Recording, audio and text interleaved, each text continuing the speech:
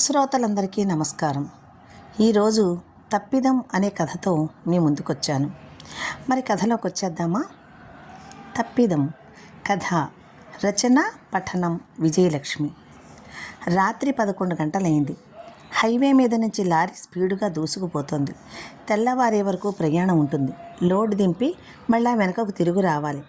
ఈ పని చాలా కష్టంగా ఉంటుంది, కానీ చెయ్యాలి.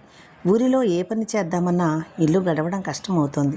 తను చిన్నప్పుడు ఫ్రెండ్స్తో పందెం కాసి లారీ డ్రైవింగ్ నేర్చుకోవడం వలన అదే జీవనాధారం అయ్యింది. ఏదో డాబా వస్తోంది, అక్కడ కాస్త తిని మళ్ళీ బయలుదేరాలి అనుకుంటూ డాబా ముందు లారీని ఆపాడు వీరేంద్ర. అక్కడ చాలా లారీలు ఆగి ఉన్నాయి. వాళ్ళు డ్రైవర్లు ఏవేవో మాట్లాడుకుంటున్నారు. అతనికి అవి ఏమీ అర్థం అవ్వలేదు. వాళ్ళు భోజనం చేసి మందు బాటిల్స్ ఓపెన్ చేశారు. అతనికి భయం వేసింది ఈ పనేంటో అని. తను భోజనం చేసి లారీని పక్కకు పెట్టి కాస్త విశ్రాంతి తీసుకున్నాడు. 1 గంట తర్వాత లారీలన్నీ బయలుదేరాయి. వీరేంద్ర కూడా లారీ ముందు కురికించాడు. అక్కడక్కడ రోడ్డు వార చెట్ల క్రింద నిలబడి టార్చ్ లైట్ వేస్తున్న స్త్రీలను చూశాడు. 2-3 లారీల వాళ్ళు వాళ్ళ దగ్గర ఆగారు. తను మాత్రం దూసుకుపోతున్నాడు. తెల్లవారి లోడు దింపాడు. అతనికి ఎంతో భారం తగ్గినట్లయింది. అతని భార్య కాంతి, పిల్లలు గుర్తుకు వచ్చారు. వాళ్ళు ఏం చేస్తున్నారు? కాంతి నా కోసం ఎదురు చూస్తూ ఉంటుంది, పిచ్చిది. నేను తింటే గానీ తినదు. పిల్లలు నా కోసం ఎదురు చూస్తూ ఉంటారు అనుకుని ఫోన్ చేశాడు. కాంతి ఫోన్ ఎత్తింది. ఏమండి, క్షేమంగా గమ్యానికి చేరారా? రాత్రి తిన్నారా? జాగ్రత్త అండి అంది ఆదుర్దాగా. కాంతి, నువ్వు పిల్లలు రాత్రి భోజనం చేశారా? నేను జాగ్రత్తగానే వచ్చేస్తాను, నువ్వు బెంగ పెట్టుకోకు, సరేనా అన్నాడు. మీరు డ్రైవింగ్లో ఉంటారని ఫోన్ చేయలేదు, కానీ నా మనసు మీ దగ్గరే ఉందండి అంది కాంతి. నాకు తెలుసు కాంతి, అందుకే చెప్తున్నాను. హాయిగా భోజనం చేయడం, టైంకి నిద్రపోవడం చెయ్యి, సరేనా అని ఫోన్ పెట్టేశాడు వీరేంద్ర. వీరేంద్ర కాంతి చూడచక్కనైన జంట. వారికి 2 కవల పిల్లలు, రామ్, లక్ష్మణ్. వాళ్ళకి 4 ఏళ్ళు వచ్చాయి. వీరేంద్ర చాలా మంచివాడు. భార్య పిల్లల్ని పువ్వుల్లో పెట్టి చూసుకుంటాడు. కాంతి అతనికి తగిన సహధర్మచారిణి. వీరేంద్ర ఒక ప్రైవేట్ సంస్థలో ఉద్యోగం చేసేవాడు. ఆ కంపెనీ యజమానికి అవినీతిగా పాల్పడడంతో కంపెనీని సీజ్ చేశారు. వీరేంద్రకి ఏం చెయ్యాలో తెలియలేదు. వీధిన పడినట్లయింది. ఎన్నో కంపెనీలు తిరిగాడు, కానీ పని జరగలేదు. ఎందుకంటే అతని క్వాలిఫికేషన్ ఇంటర్మీడియట్ మాత్రమే. అతను కొన్ని కారణాల వల్ల చదువు ఆపి ఉద్యోగం చేయవలసి వచ్చింది. తండ్రి ఆకస్మిక మరణం అతని చదువుని ఆపేసింది. అప్పుడే కంపెనీలో జాయిన్ అయ్యాడు. అలా తల్లిని పోషించుకు వస్తున్న సమయంలో కాంతితో పెళ్ళయింది. కాంతి తండ్రి మధ్యతరగతి దిగువ కుటుంబం. ఆమెకు 2 చెల్లెళ్ళున్నారు. అందుకే ఆలోచించి మంచి పిల్లవాడని, కంపెనీలో ఉద్యోగం చేస్తున్నాడని పిల్లనిచ్చాడు. కాంతి కష్టసుఖాలు ఎరిగిన పిల్ల, అందువలన బుద్ధిమంతురాలు. వారిద్దరూ మంచి జంట. ఎందుకంటే 2 ఇబ్బందుల్లోంచి రావడం వల్ల అర్థం చేసుకునే మనసు కాంతికి ఉంది. ఆమెకు ప్రేమను పంచి ఇచ్చే పెద్ద మనసు వీరేంద్రకుంది. అందుకే అది కలతలు లేని సంసారం అయ్యింది. ఉద్యోగం పోయినా కాంతి బాధపడలేదు. ఏదో ఒకటి భగవంతుడే చూపిస్తాడని భావించింది. వీరేంద్రకు ఎక్కడా ఉద్యోగం అవ్వకపోవడంతో నిరాశపడ్డాడు. కుటుంబాన్ని ఎలా పోషించాలని ఆవేదన పడుతూ ఉండగా అతనికి గుర్తు వచ్చింది. అతనికి వచ్చిన విద్య లారీ డ్రైవింగ్. ఆ మాటే భార్యతో చెప్పాడు. అమ్మో, లారీయా? నాకు భయంగా ఉందండి. ఆ లారీలో రాష్ట్రాలు దాటి వెళ్ళాలి. ఆ మోటార్ ఫీల్డ్ను తట్టుకోవడం కష్టం అంది బాధగా. కాంతి, నాకు ఉద్యోగం పోయి 4 రోజులయ్యింది. నాకు ఏమీ దొరకలేదు. ఇలా కూర్చుంటే వచ్చే నెల ఇంటి అద్దె, ఇంటి ఖర్చులు ఇవన్నీ ఎలా అవుతాయి చెప్పు అని ఆమెను ఒప్పించి లారీ డ్రైవర్గా మారాడు. ఉద్యోగంలో చేరి 4 రోజులైంది. మొదటిసారిగా భార్య పిల్లల్ని వదిలి రాష్ట్రాలు దాటి వచ్చాడు. చిన్నప్పుడు తన ఫ్రెండ్స్తో సరదాగా కాసిన పందానికి అతనికి లారీ డ్రైవింగ్ నేర్చుకున్నాడు. తరువాత ఆ సంగతి అతను మర్చిపోయాడు. కంపెనీలో పని చేసుకుంటున్నాడు. అలాంటిది ఈరోజు అదే తిండి పెడుతోంది. తప్పక ఈ పని చేస్తున్నాడు, కానీ అతనికి ఈ ఫీల్డ్ ఇష్టం లేదు. ఆ మనస్తత్వం అతనిలో లేదు. కానీ బ్రతుకుబంటి నడవాలంటే ఈ లారీని నడపక తప్పదు. కానీ ఈ ఉద్యోగంలో ఇమడడం కూడా చాలా కష్టంగానే ఉంది. మిగతా డ్రైవర్లతో పాటు అతను కలవలేకపోతున్నాడు. నోట్లో గుట్కాలతో నవ్వులుతూ ఉమ్ముతూ ఉంటే వారిని చూస్తే అతనికి సరిపడదు. వ్యసనాల పాలైపోతున్న వారిని చూస్తే అతనికి బాధగా ఉంటుంది. రోడ్డువార అమ్మాయిలతో వారు గడపడం, సిగరెట్లు, త్రాగుడు ఇవన్నీ చూసి తను చాలాసార్లు చెప్పాడు. ఇలాంటి పనులు ఆరోగ్యానికి మంచిది కాదని తన తోటి డ్రైవర్లతో. ఆహా, మరి నువ్వు మాకన్నా సీనియర్వి, మేం 10 ఏళ్ల నుంచి ఈ ఫీల్డ్లో ఉన్నాం. ఇల్లు, పెళ్ళాం, పిల్లలు మాకు గుర్తుకు వచ్చి ఏడ్చేవాళ్ళం. కానీ ఏం చేస్తాం, దూరాలు బండి నడపాలంటే మనసుకు కొంత హుషారు ఉండాలి కదా. ఈ గుట్కా వేసుకుని చూడు, నీకే మళ్ళీ వేసుకోవాలని ఉంటుంది. ఇక రోడ్డుపై వారు అమ్మాయిలంటావా, ఇంటికి దూరంగా గడుపుతున్న వాళ్ళం, ఉప్పు కారం తింటున్నాం కదా అనేవారు. ఆ మాటలు అతనికి రోతగా అనిపించేవి. ఎందుకంటే పాపం వారి భార్యలు వారి కోసం ఎదురు చూస్తూ ఉంటారు కదా. మీ పనులు వాళ్ళకి తెలిస్తే బాధపడరా అంటే, వాళ్ళు ఆడవాళ్ళు, భగవంతుడు ఆడవాళ్ళకి సహనం ఎక్కువ ఇస్తాడు. పతివ్రత అనేది ఆడదానికే గాని మగాడికి కాదు. ఆగు, ఇంకా 4 రోజులే కదా అయ్యింది, ముందు నువ్వే మాకన్నా ముదురవుతావు అనేవారు వెకిలిగా. అక్కడి నుంచి వారితో పెద్దగా మాట్లాడడం మానేశాడు. ఒక్కసారిగా 2 రాష్ట్రాలు దాటి వెళ్ళి వచ్చిన భర్తను చూసి పరిగెత్తుకుంటూ బయటకు వచ్చారు భార్యా పిల్లలు. 2 చేతులతోనూ పిల్లల్ని ఎత్తుకుని లోపలికి వచ్చాడు వీరేంద్ర. భార్యా పిల్లల్ని చూసేసరికి అతని మనసు హాయిగా ఉంది. నలిగిపోయి దుమ్ము కొట్టుకుపోయి వచ్చిన భర్తను చూసి చాలా దిగులు పడిపోయింది కాంతి. వేడి నీళ్లు పెట్టింది. స్నానానికి గబగబా వేడి అన్నం వడ్డించింది. పిల్లలకి తినిపిస్తూ భోజనం చేసిన వీరేంద్రకి కాళ్లకు నూనె రాసింది. మర్దన చేస్తున్నప్పుడు ఆమె కన్నీళ్లు అతని పాదాల మీద పడ్డాయి. ఉలిక్కిపడిన వీరేంద్ర భార్య వైపు చూశాడు ఆందోళనగా. ఆమె కళ్ళ నిండా నీళ్లు. లేచి ఆమెను దగ్గరగా తీసుకొని, ఏంటి కాంతి అలా ఏడుస్తావు, ఇప్పుడు ఏమైంది చెప్పు, కొత్తగా మొదలుపెట్టిన పని కదా, అలవాటైపోతే అన్నీ సులువుగానే ఉంటాయి, ఏమీ కాదు అని ఓదార్చాడు. ఆమెతో అలా చెప్పాడే గాని ఒళ్ళు హోనం అయిపోయింది. అందుకే అలా తాగుతారేమో అనుకున్నాడు వీరేంద్ర. కానీ వాటి జోలికి తను వెళ్ళడు. అలా నెమ్మదిగా నిలదొక్కున్నాడు వీరేంద్ర. డబ్బు బాగానే వస్తోంది. కుటుంబం గడవగా 10 రూపాయలు వెనక్కి వేసుకోగలుగుతున్నాడు. కాంతి మాత్రం ప్రతిసారి అతను ట్రిప్పుకు వెళ్ళాడంటే చాలు డీలా పడిపోతుంది. ఈ మధ్య ఆమె బాగా చిక్కిపోయింది. సరిగా నిద్ర లేక కళ్ళు లోతుకుపోయాయి. అందరూ అదేంటి కాంతి అలా చిక్కిపోయావు అనేవారు. రోజు ఇలా దూర ప్రాంతాలకు తిరగడం వలన అతని ఆరోగ్యం ఏమవుతుందోనని, యాక్సిడెంట్స్ అవుతాయేమోనని అనుక్షణం ఆమెకు బెంగ మొదలైంది. ఆ బెంగతో పిల్లల సంరక్షణ సరిగా చేయలేకపోతోంది. ఆమెకు నీరసం ఆవహిస్తోంది. ఒకరోజు తెల్లవారి లేచేసరికి విపరీతమైన జ్వరం వచ్చింది. కళ్ళు తెరవలేకపోతోంది. ఆ విషయం ప్రక్కవాళ్లతో చెప్పింది. ప్రక్కవాళ్ళు హాస్పిటల్కి తీసుకువెళ్లారు. ఆమెను చూసి డాక్టర్ ఏవో టెస్టులు రాసిచ్చాడు. ఆ టెస్టుల్లో తేలింది విని కాంతికి గుండె ఆగినంత పనైంది. ఆమెకు హెచ్ఐవి ఉందని తేలింది. ఆ మాట తెలియడంతో పక్కింటి వాళ్ళు ఆమెని ముట్టుకోవడం కూడా ఇష్టపడలేదు. ఆమెను అదోలా చూశారు. అవమానంతో, నీరసంతో, భయంతో ఇంటికి చేరిన కాంతికి బుర్ర గిర్రున తిరుగుతోంది. తనకి హెచ్ఐవి అంటే ఆమెకు మతిపోతుంది. తనకు ఎందుకు వచ్చింది, తాను ఏ తప్పు చెయ్యలేదే, పోనీ ఏ రక్తం ఎక్కించుకోలేదే, మరి నాకెందుకు వచ్చింది. ఆమెకు భర్త వీరేంద్ర జ్ఞాపకం వచ్చాడు.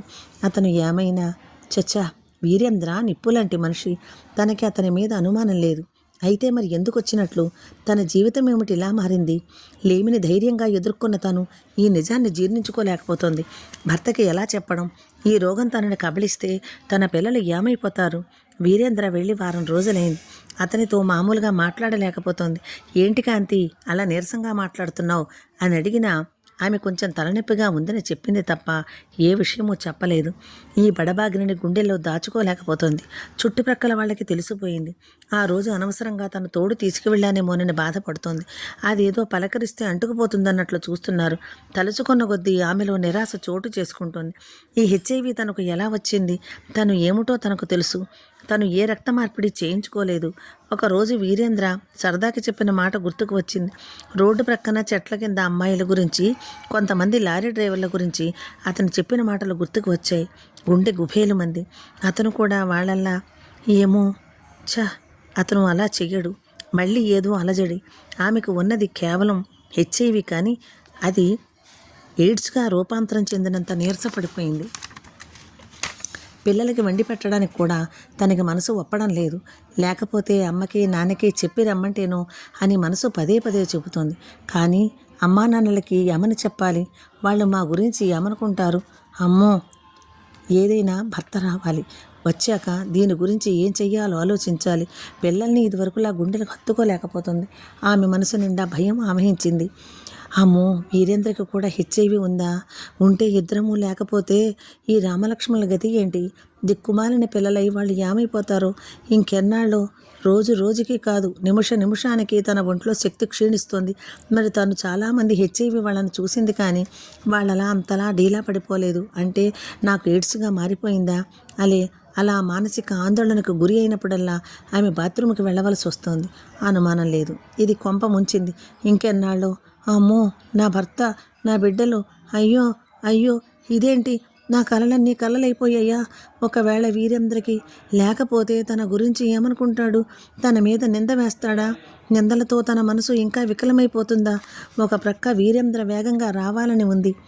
వస్తే ఈ విషయం ఎలా చెప్పాలని భయం వేస్తోంది. ఆ ప్రక్క వాళ్ళు, ఈ ప్రక్క వాళ్ళు మాటలు చెవిన పడుతున్నాయి. ఏముంది, మొగాడు దూర ప్రయాణాల్లో ఉంటున్నాడు. అలాంటి వాళ్ళని ఎలా నమ్మాలి? మనం ఎన్ని వినలేదు. ఈ మగాళ్ళు ఇంటికి భార్యకి దూరంగా ఉంటే వాళ్ళ దారి వాళ్ళు చూసుకుంటారు, అతనే తెచ్చిపెట్టి ఉంటాడు అంటూ వీరేంద్ర మీద మాటలు విసురుతున్నారు. ఏమో, నిజంగా వీరేంద్ర అలా చేస్తాడా? తనకంటే అతనికి ఎంత ప్రేమ! ఏమో, ప్రక్క వాళ్ళ మాటలు నిజమా? కాదు. అయితే మరి ఇది ఎలా వచ్చింది? ఆమె మనసును ప్రశ్నలు వేధిస్తున్నాయి. అంతరాత్మ ఘోషిస్తోంది. ఈ తల్లి ఈ పిల్లలకి ఎన్నాళ్ళు? అయ్యో రామ, లక్ష్మణ, రామచంద్ర, నీ తల్లికి నువ్వు దూరం అయ్యావు. నీకు ఆ బాధ తెలియదా? నా బిడ్డలకు తల్లి లేకుండా చేస్తావా? మనసు నిండా ఆలోచనలు గిర్రున కళ్ళు తిరుగుతున్నట్లు, భూమి కంపించినట్లు అయిపోతుంది. రామలక్ష్మణులు వచ్చి అమ్మ ఆకలి, అన్నం పెట్టు అనే వరకు ఆమెకు పిల్లలకి అన్నం పెట్టలేదనే విషయం కూడా జ్ఞాపకం లేదు. కళ్ళు తుడుచుకొని పిల్లలకు అన్నం పెట్టింది. ఇంతట్లో ఫోన్ రోగింది. వీరేంద్ర ఫోన్ చేశాడు. కాంతి, లారీ ఆఫీసులో అప్పచెప్పి వచ్చేస్తున్నాను, పిల్లలకి ఏం కావాలో అడుగు అన్నాడు. అతను వస్తున్నాడన్న మాటకు ఆమెకు విపరీతమైన టెన్షన్గా ఉంది. ఈ విషయం భర్తతో చెప్పాలంటే భయంగా ఉంది. ఏదో ఒకటి తండి, వాళ్ళు పడుకున్నారని చెప్పేసింది. ఆమెకు ముచ్చమటలు పట్టేశాయి.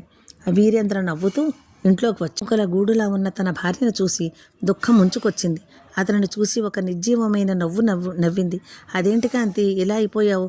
ఈసారి 4 రోజులు దాటిపోయిందని బెంగ పెట్టుకున్నావా?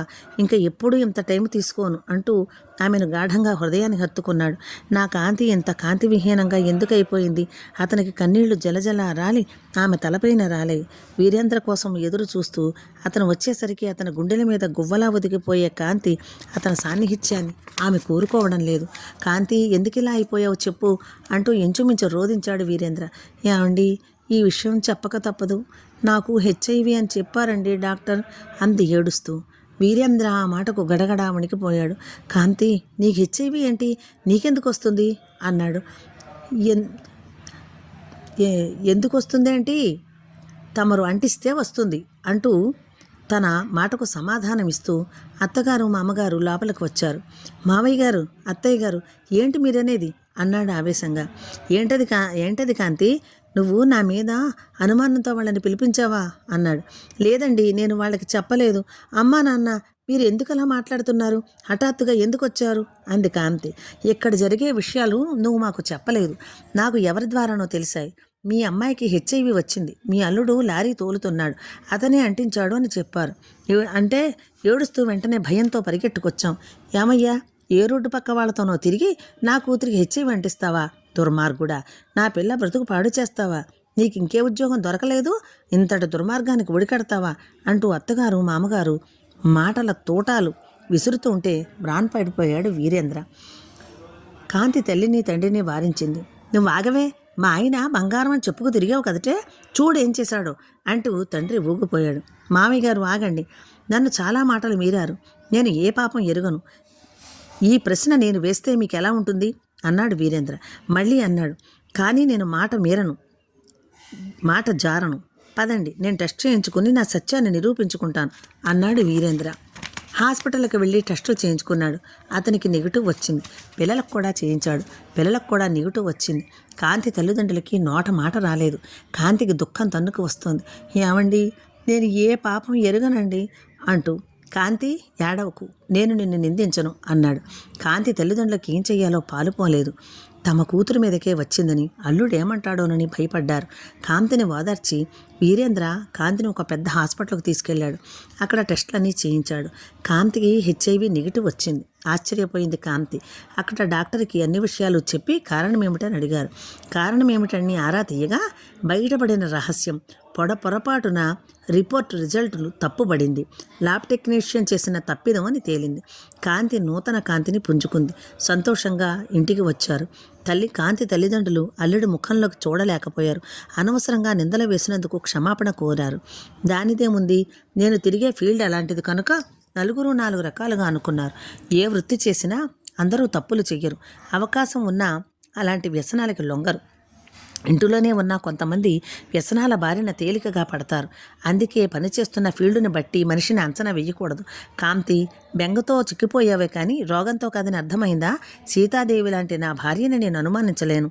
అందుకే ఎక్కడో తప్పు జరిగిందని ఊహించాను. నా గురించి నాకు తెలుసు కనుక. ఏది కాంతి, కాంతివంతంగా ఒక్కసారి నవ్వు అంటూ ఆమెను గుండెలకు హత్తుకున్నాడు. తమ తొందరపాటికి సిగ్గుతో తలదించుకున్నారు కాంతి తల్లిదండ్రులు. కథ సమాప్తం.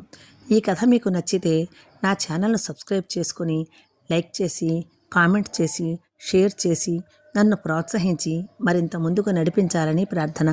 ఇప్పటి వరకు నా ఛానల్ను సబ్స్క్రైబ్ చేసుకున్న వారికి, నా కథలు వింటున్న వారికి నా ప్రత్యేక ధన్యవాదములు. ఇట్లు మీ విజయలక్ష్మి.